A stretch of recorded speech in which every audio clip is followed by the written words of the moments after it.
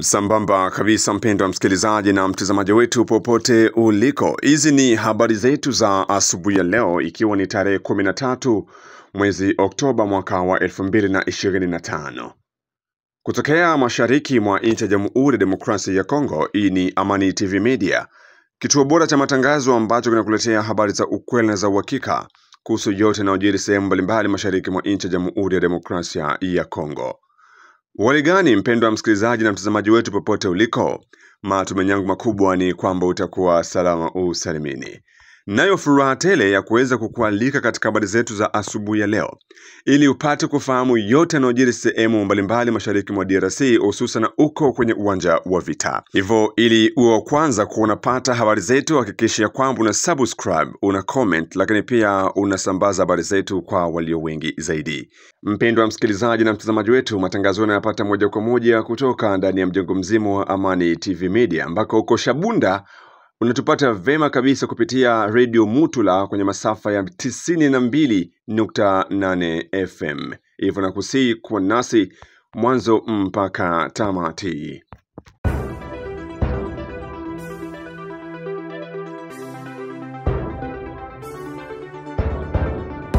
Naam, karibu mara tena mpendwa msikilizaji. Bila shaka natumai kwamba utakuwa salama usalimini. Na sasa tufungue kurasa wetu wa habari za asubuhi ya leo, na habari kutoka uko kwenye uwanja wa vita, ambako wazalendo pamoja na jeshi la taifa FARDC wamerejesha vijiji kadhaa ambavyo vilikuwa vinadhibitiwa na waasi wa M23, kwa mujibu wa asisi za kiraia kutoka uko Kalehe. Kwa mujibu wa mwanaharakati wa jamii za kiraia kutoka kwa Kalehe ambaye aliweza kuarifu chombo chako cha habari cha Amani TV Media, ni kwamba wapiganaji wa jeshi la taifa FARDC wakisaidiwa na wazalendo wamefanikiwa kurejesha udhibiti wa vijiji vya Kombo, Chibinda, Kashanja na Kafurumaye vilivyoko katika groupmenti ya Miti kaskazini mwa mji wa Bukavu. Taarifa hizi zinakuja baada ya mapambano makali ambayo yameripotiwa kati ya majeshi wa waasi wa M23 dhidi ya vikosi vya jeshi la taifa FARDC wakiungana na wazalendo. Vijiji hivyo vinapatikana kwenye barabara inayoelekea maeneo ya Bunyakiri, njia muhimu ya kiusalama katika mkoa wa Kivu ya Kusini. Tangu alfajiri ya tarehe 12 Oktoba mwaka wa 2023, vyanzo vya ndani vinaripoti kwamba milio ya risasi ilianza kusikika kwa uzito mkubwa maeneo ya Chivanga, eneo lililoko jirani na eneo la Kafurumaye, katikati mwa hifadhi ya taifa ya Kahuzi-Biega. Mji wa Chivanga umerejeshwa mikononi mwa wazalendo, chanzo kimoja cha eneo kinathibitisha, japokuwa hakuna taarifa kamili bado kuhusu eneo la Katoshola katika wilayani Kabare. Ni vema ukumbushie kwamba mpendwa msikilizaji, mapema wiki iliyopita wazalendo tayari walitangaza kurejesha vijiji vingine 4 wilayani Walikale mkoani Kivu Kaskazini, huku mapambano makali bado yakiendelea tarafani Masisi na Ruchuru. Hali bado ni tete katika maeneo hayo, na wachambuzi wengi wanatoa tahadhari kuhusu taarifa zisizokuwa zenye kuthibitishwa, wakisisitiza kwamba ni vigumu kwa sasa kuhakikisha madai ya mafanikio kutoka pande zote mbili zinazohusika kwenye uwanja wa vita. Operesheni ya wazalendo pamoja na jeshi la taifa kukomboa maeneo mashariki mwa DRC endelea kuwapatia moyo wakaaji wa maeneo mbalimbali jimboni Kivu ya Kusini, lakini pia jimboni Kivu Kaskazini, ambao wanaomba usiku na mchana kukombolewa kwa maeneo yote ambayo yanadhibitiwa na waasi wa M23. Hii hapa ni hali halisi kutoka kwenye uwanja wa vita tarehe 12 Oktoba mwaka wa 2025. Biba nataka mafasirio kamili. Kafurumaye ni mteritoire ya Kabare. Kafurumaye uko pale Kafurumaye hawezi tembea 3 kilometre bila kufika mwa aeroport ya Kavumo. Pale Kafurumaye ukitembea kilometre kabambi ni 2 kilometre. Kwanza na haieneye.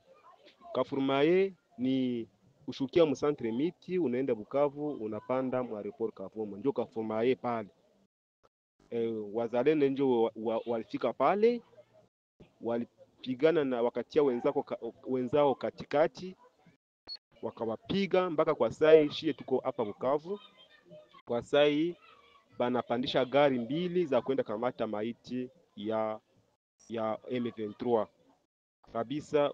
Mungu asaidie wazalendo, walipigana kabisa pale. Wazalendo wa Bunyakiri na Kalonge njobe walipigana pale kabisa.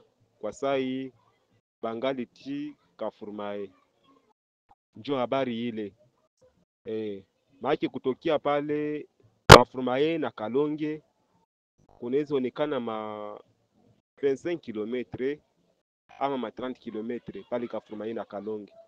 Juu wenzao walibafata bakawaza watapiga wenzao mpaka bafike Kalonge. Wenzao na bakawaonesha rouge, bakabapiga mpaka kubashusha kabisa, bakaonesha kisi bako banaume.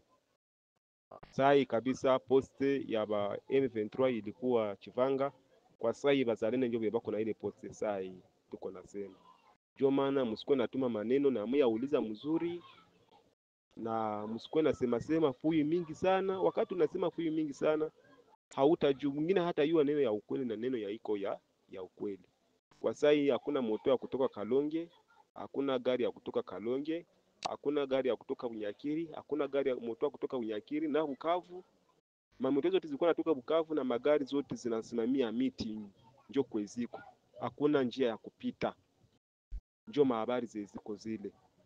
Na kwa leo balitudanganya kisi bali deborde mu parki aseba zale banama ba M23 bakafika Kalonge ni bongo. Balisema vile ni bongo. Bazalendo bote balikuwa kulinya Kalonge bote balijipanga kumapori, balichunga linye defro juu M23 isipite. Bale bako nasema balifika Kalonge ni bongo. Bongo ile.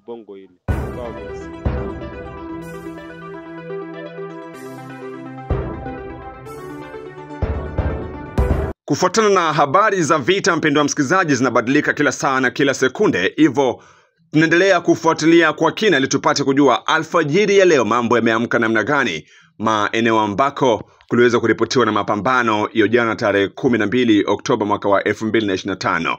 Kwa sababu vita si kama mchezo.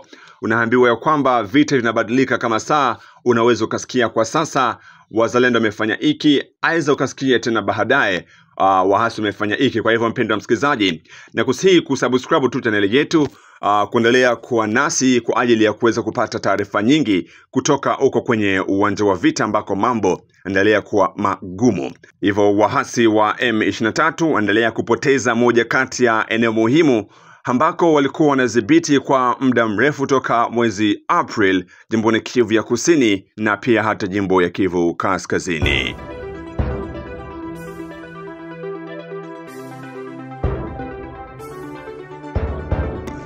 Na tukijelekeza kwa Shabunda ni kwamba katika mahojiano na mwenzetu Adolphe Samombo kutoka kituo cha radio cha Mutula FM, msemaji wa sekta ya operation Sokole ya pili jimboni Kivu Kusini na jimbo ya Kivu Kaskazini yenye makao makuu yake katika kituo cha Shabunda, Mheshimiwa Luteni Maembe Jeremy amekanusha taarifa zisemazo kuwa wahasi wa M23 tayari wapo tarafani Shabunda na kuwaomba raia kuwa watulivu.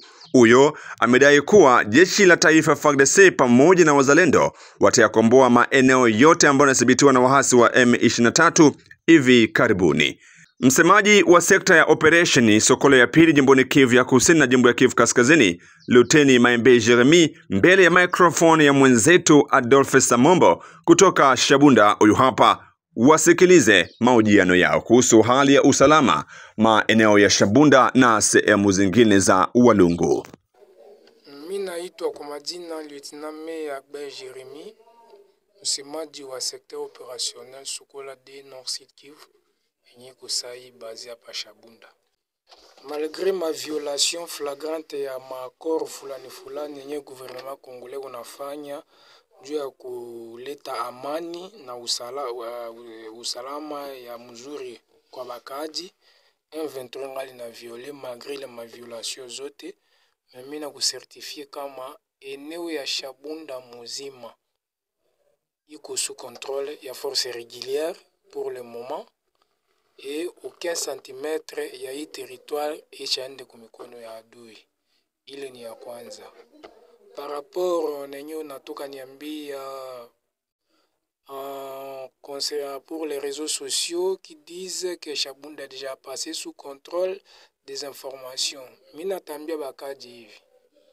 Bakadi ya Shabunda bakuwe tunabalomba bakuwe macho ba anticiper confiance yabu na attachement na armée juu sayi adui kunatumikisha mingi sila yake ya media sila médiatique da une guerre médiatique l'ennemi s'est plongé en fait de déstabiliser doit déstabiliser morale ya bakongomani ya batoto wa Shabunda kusema kwamba jeshi ya taifa haina tena nguvu ya kutetea mwingine na bakaaji na bitu yabo.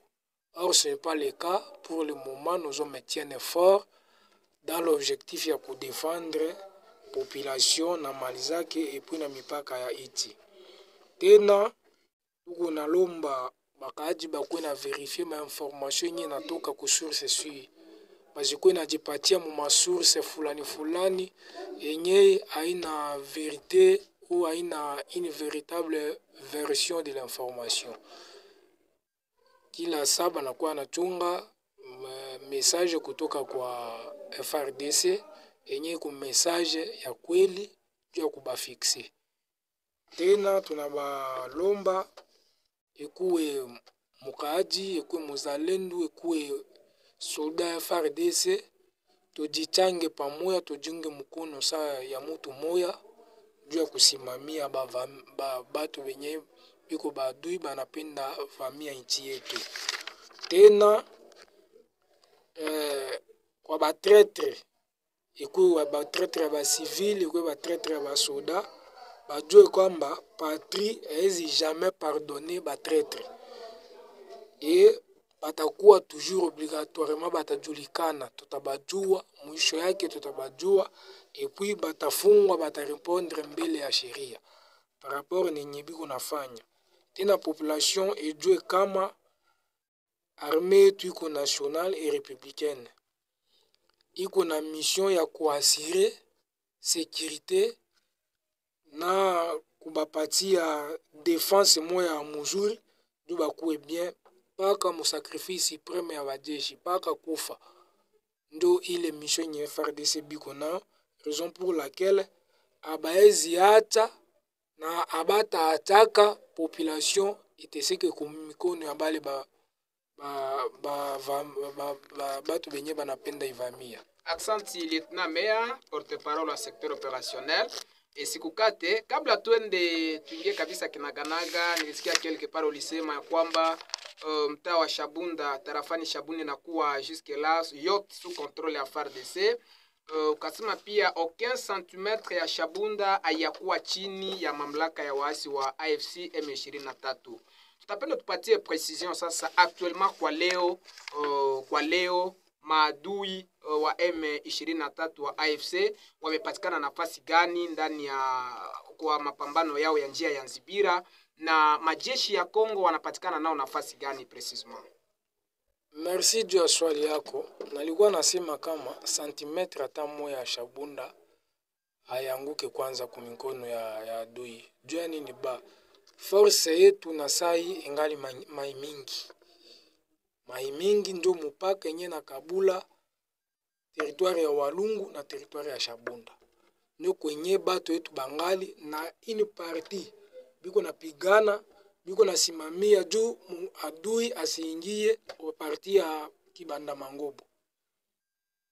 Yani adui iko niveau ya Kibanda Mangobo na FARDC kote ya mai mingi. C'est ça ce que je viens de vous dire. Accent. Alors, kunakuwa pia mahabari fulani ambazo zinakuwa zikizunguka kwenye mitandao ya kijamii. Inasema ya kwamba kunakuwa mandege za anga zenye kushuka kusehemu za Nzovu zikileta majeshi. Hatuwezi kujua, est-ce kunaweza kupatia wakaaji un peu de précision, kwani kulingana na kibarua ya shirika la raia ya huko Kiguluba alisema ya kwamba kwa leo jijini Kiguluba ya kukose hata zaidi ya majeshi 1500 soldats wenye wanapatikana pale. Les aussi tunakuwa tukikonstate mimi siwezi kukata neno. Voilà. Kuuliza effectif ya jeshi, kuuliza renfort ya jeshi, ce sont des top secrets stratégiques de l'armée. Hatuwezi isema faute de violation ya ma secret professionnel tuko na idévoiler. Mais batu bajue toujours kama FRDC iko na kamata ma disposition nécessaire juu ya kufanya ma mission zake en faveur ya population. Napenda sasa tujue kwa leo namna gani mnakuwa mkitumika na wapatrioti wazalendo wenyewe waliweza kuitiwa, waliweza kujibu kwa mwaliko ya rais wetu Felix Antoine Tshisekedi Tshilombo. Hapa kwanza mgeni Shabunda, namna gani mnakuwa mkitumika nao? Est-ce que réellement wako aussi présent kule kusha de bataille côté ya Maimingi kule Yulu? Bon, ile question nauliza juu ya wazalendo, je vais vous expliquer brièvement. Okay. Par rapport à l'ordonnance qui a été signée par le chef de l'État. Kusema nini? Kongomani yoyote iko na devoir ya kuunga jeshi la taifa mkono juu ya kusimamia menace.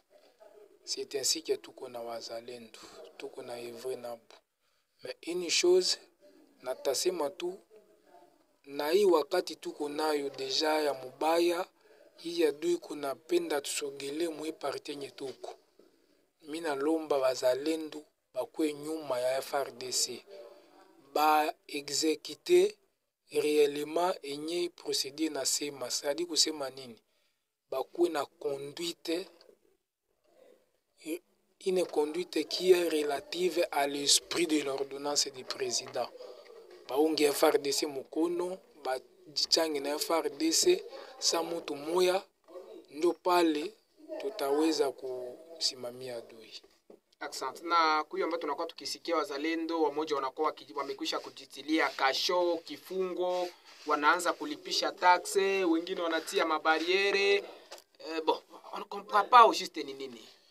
Bon, c'est aussi une bonne occasion pour moi d'en profiter pour éclaircir et puis pour fixer opinion par rapport à les lois sur la RAD.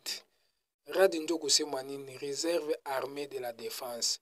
Sasa kulikuwa sheria yenye president de la République alikuwa signé juu kila armée mwe dunia iko na corps ya réserviste yenye iko saba supplétif benye biko na baunga mkono au cas de besoin. Mais yetu ilikuwa na procédure, ile procédure ilikuwa nini? Natasema brièvement. Procédure ilikuwa ya kwanza, ça demandait un cantonnement, c'est-à-dire centre d'encadrement pour des objectifs. Bana ba encadrement kongomani yoyote mwenye anapenda aunge FRDC mikono ya kwanza atafika kwenye FRDC iko. FRDC inamurekrite. Pale batamurekrite ya kwanza batamufanya identification. Bamu-identifier. Jua nini? Juu bajue kama réellement ni mukongomani parce que ce sont des Congolais. Parmi les conditions, il faut être de la nationalité congolaise. Donc pale mwile identification etafasilia bamu-identifier bajue kama ni mukongomani kweli mwenye anakuwa unga jeshi la taifa mikono. Ya pili etasaidia ile identification tu etasaidia bajue antecedent yake. Est-ce iko mutu wa tabia nzuri mwenye anapashwa unga jeshi la taifa mkono juu intérêt ya population. Après cette étape ya identification, tuko na étape ya formation. Ile étape ya formation iko ya bufupi. Juu ya nini? Iko na objectif tatu.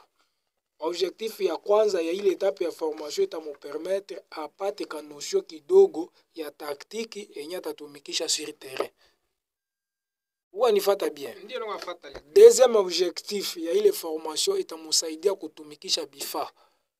Prenons par exemple banamupatia drone, hii kundi ya wazalendo mutatumika na hii drone. Est-ce que batajua itumikisha tu vile? Il faut bakamate ka notion kidogo ya kutumikisha bifa. Objectif ya tatu ya ile formation itabapatia haki ya kusema neno moya na jeshi, un langage militaire commun. Unasikia? Saba atamaliza ile etape ya formation ndo wanafika na etape yenyewe tuko naita ya specification kuba specifier. Parce que kuko na benye biko tayari na benye habiko tayari. Mwenye iko tayari tunamuita VDP. VDP qui veut dire quoi? Volontaire défenseur de la patrie. Ou le VDP, conduite à tenir yake, nini, batamopatia sila, batamopatia tenir jo uniformité, na FRDC, après avoir kufuatilia ma procédure minatoka sema. Face yake atajulika na wapi ni mulinyi de front. Iko pale iko napigana na FRDC na ba FRDC kubaunga mkono mulinyi de front. Tandika mwenye iko muradi mu reserve kama nasema atarudia munyumba. Ataendelea makazi yake ya kila siku. Siku tutakuwaka na lazima yake tutamuita anatuunga mikono. Juu mission iko ya kupigania adui.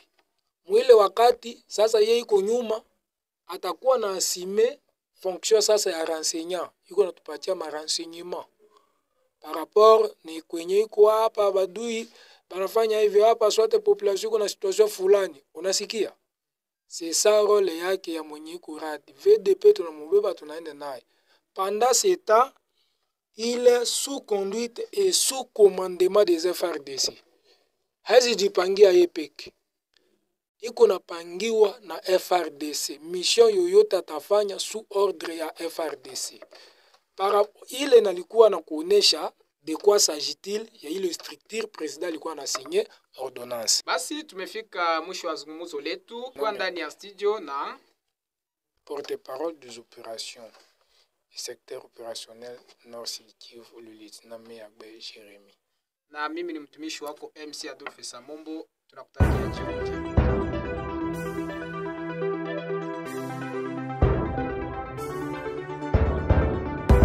Na mpendwa msikilizaji na mtazamaji wetu, kama nilivyokuarifia kwamba matangazo hayo unayapata moja kwa moja kutoka ndani ya mjengo mzima wa Amani TV Media.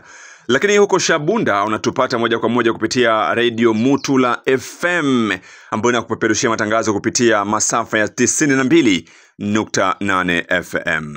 Hivyo nakusihi kusubscribe channel yetu, kukomenti, lakini pia kusambaza habari zetu kwa walio wengi zaidi, ili naendelee kuzipata kama kawaida. Hizi ni habari za ukweli na za uhakika kutoka uko kwenye uwanja wa vita na sehemu mbalimbali. Hivyo mpendwa msikilizaji, nakusihi kuwa nasi kila wakati, na tunaendelea kufuatilia habari kutoka uko kwenye uwanja wa vita ambako tukuje kukuletea kile ambacho kinaendelea asubuhi ya leo baada ya makabiliano makali ambayo yaliweza kuripotiwa hiyo jana tarehe 12 mwezi Oktoba mwaka wa 2025.